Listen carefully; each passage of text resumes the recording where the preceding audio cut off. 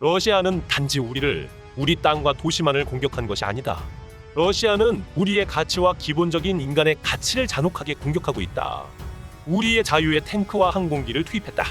젤렌스키 우크라이나 대통령은 화상을 통해 미국의 의회에 연설을 했습니다. 녹색 티셔츠를 입은 그는 미국의 지원을 요청하며 미국인들에게 러시아의 침공을 현실감 있게 전달하기 위해 러시아의 공습을 일본의 진주만 공습에 빗대어 이야기했습니다. 1941년 12월 7일 하늘이 미국을 공격하는 일본군의 전투기들로 새가맣던 진주만의 끔찍한 일을 기억해 보세요. 그걸 기억하시면 됩니다. 우리는 그때와 같은 일을 매일 겪고 있다며 미국의 국회의원들에게 호소했습니다. 이 연설을 듣고 있던 미국의 상하원 의원들은 그 자리에서 일어나 환호성을 지르며 기립박수를 쳤습니다. 연설을 본 미국의 의원들은 바이든 대통령에게 더욱더 적극적으로 우크라이나에 지원을 할 것을 요청했으며 바이든 대통령은 미국 최대의 지원을 우크라이나에 하기로 결정했습니다. 반대로 젤렌스키 대통령의 연설에 일본은 발칵 뒤집어졌습니다. 일본이 태평양 전쟁을 일으킨 침략국이란 사실을 강조한 셈이 되었기 때문인데요. 최근 우크라이나와 세계에서는 러시아와 마찬가지로 일본을 손절하고 한국과의 협력을 강화하자는 분위기가 커지고 있어 일본이 난리가 난 상황입니다. Fact King.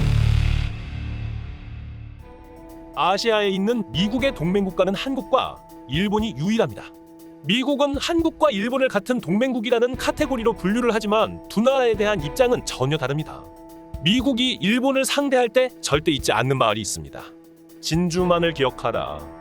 1941년 12월 7일 일본의 선전포고도 없이 들어온 기습 침공으로 초토화가 된 진주만은 미국인들에게 있어서 절대 잊을 수 없는 아픈 기억이며 미국이 일본을 절대적으로 신용하지 않는 가장 큰 이유이기도 합니다. 반면 6.25 전쟁에서 같이 피를 흘리며 싸운 한국에 대해서는 특별한 애정을 가지고 있습니다. 미국이 가지고 있는 한국과 일본에 대한 온도 차이는 역사적인 관계에서 기인할 수밖에 없습니다.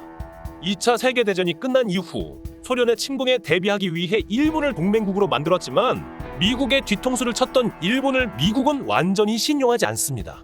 서로 필요에 의한 관계성을 이어나갈 뿐인 것이죠. 현재도 미국의 많은 정치인들은 일본과 거리를 두고 있습니다. 진주만을 기억하라. 애리조나함을 기억하라. 그날을 잊지 않을 것이다. 도널드 트럼프 전 대통령이 과거 하와이를 떠나 일본으로 향하며 날린 이 SNS는 미국인들이 일본을 어떻게 생각하는지를 보여주는 전형적인 예시입니다. 일본의 잘못은 아직도 미국과 세계인들에게서 잊혀지지 않은 것입니다. 이번 젤렌스키의 미국 국회 연설에 일본인들은 완전히 난리가 났습니다. 80여 년 전에 일본이 침략국이었다는 사실이 젤렌스키를 통해 재조명되며 스리슬쩍 묻어가려고 했던 일본의 과거의 잘못을 다시 한번 전 세계 사람들에게 재인식시켜줬기 때문입니다. 일본 마이니치 신문의 관련 기사에는 인터넷상에 8,000개가 넘는 댓글이 달리며 설전이 벌어지고 있습니다.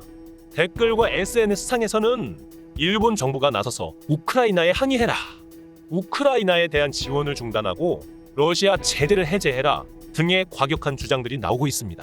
극우 성향의 네티즌들은 진주만 공격은 정의로운 행위로 그것을 비판하는 것은 반일이다 등의 발언이 쏟아지며 우크라이나에 대한 비난이 이어지고 있습니다. 일본은 우크라이나 지원을 위해 법까지 고쳐가며 각종 물자를 지원해줬고 보통이라면 받지도 않는 난민도 받아줬는데 이런 발언을 하다니 은혜도 모른다. 당장 난민들을 다 추방해라라는 과격한 발언까지 이어졌습니다. 일본 정치가의 발언도 큰 논란을 낳고 있습니다. 우익 출신 정치인으로 유명한 하시모토 도오루 전 오사카 지사는 TV 아사히에서 진행하는 방송에 출연하여 어차피 우크라이나는 이길 수 없다, 헛된 희생은 하지 말고 항복하는 것이 우크라이나를 위한 일이다 라며 침략자인 러시아인들이나 할법한 발언을 하여 우크라이나인들을 분노하게 만들었습니다. 이에 많은 우크라이나인들이 반박에 나섰는데요. 일본에 거주하는 우크라이나인 회사원인 나자렌코 안드리시는 방송에 출연하여 일본에서는 더 이상 희생자를 내지 않기 위해 항복해야 한다는 목소리가 있지만 우크라이나가 항복하면 기다리는 건 탄압과 학살이라고 반박했습니다. 또한 폴란드로 도망가면 다음엔 폴란드가 침공당할지 모른다며 일단 영토를 내주면 우크라이나인이 설 자리는 어디에도 없다, 조상 대대로 살아온 땅을 내줄 이유가 없다고 목소리를 높였습니다. 최근 일본인들의 기조가 러시아를 옹호하는 방향으로 가고 있다는 점을 주목해야 합니다. 일본인들의 발언을 언뜻 들어보면 우크라이나인들을 생각해주는 것처럼 이야기를 하는 것 같지만 실상은 러시아를 편드는 발언을 은근슬쩍 일본식의 돌려말하기 화법으로 표현하고 있는 것입니다. 실상 일본 내 여론은 최근에 푸틴을 찬양하면서 러시아를 옹호하는 중국인들만큼 러시아에 편향적으로 바뀌고 있다는 지적이 잇따르고 있습니다. 러시아와 중국이 양대 악의축으로 활동하고 있다면 일본은 은근슬쩍 이 사이에 꼽살이 끼고 있는 기조의 분위기가 되고 있는 것입니다. 일본은 우크라이나 대사가 전쟁 발발 한 달 전부터 러시아가 우크라이나에 침공할 것 같다는 정보를 전하기 위해 일본의 외무장관에게 면담을 요청했으나 무려 한 달 동안 무시당하고 있었다는 사실이 국회에서 폭로되었습니다. 일본 외무장관은 국회 질문 공세에 난 몰랐다며 발뺌하기 바빴습니다. 실러 정책을 펼치며 러시아에 친화적이었던 일본이 우크라이나에 대해서는 정반대의 태도를 취했던 것이 들킨 것입니다. 이제 와서 일본은 우크라이나를 돕는다고 생색을 내고 있지만 침략을 당하는 우크라이나인들과 이들을 응원하는 세계인들의 입장에서는 일본인들의 이런 태세 전환에 거부감이 생길 수밖에 없습니다. 일본인들은 침략하는 나라의 입장을 알지만 침략당하는 나라의 입장은 전혀 모른다. 일본이 과거부터 전혀 변하지 않았다는 것은 과거사를 대하는 태도에서 알 수 있습니다. 독일은 과거의 침략 전쟁을 수차례나 사과했었지만 일본은 단 한 차례의 사과조차 하지 않으며 과거가 잊혀지길 기다리고 있을 뿐인 것이죠. 그 때문에 우크라이나인들은 사실상 일본을 손절해버리고 한국을 찾고 있습니다. 현재 우크라이나가 가장 동질감을 느끼며 롤모델로 삼고 있는 나라는 한국입니다. 젤렌스키 대통령은 한국은 일본에게 나라를 빼앗겼었고 독립을 하자마자 북한과의 전쟁으로 나라가 초토화되었다. 그런 폐허 속에서 한국은 기적을 이루어냈고 세계 10대 경제 강국이며 선진국이 되었다며 한국은 우리의 롤모델이라는 발언을 직접 하여 화제가 되기도 했습니다. 러시아의 강력한 침공에 맞서 싸운 우크라이나의 성과는 거의 기적이라고 말할 수 있을 정도의 수준입니다.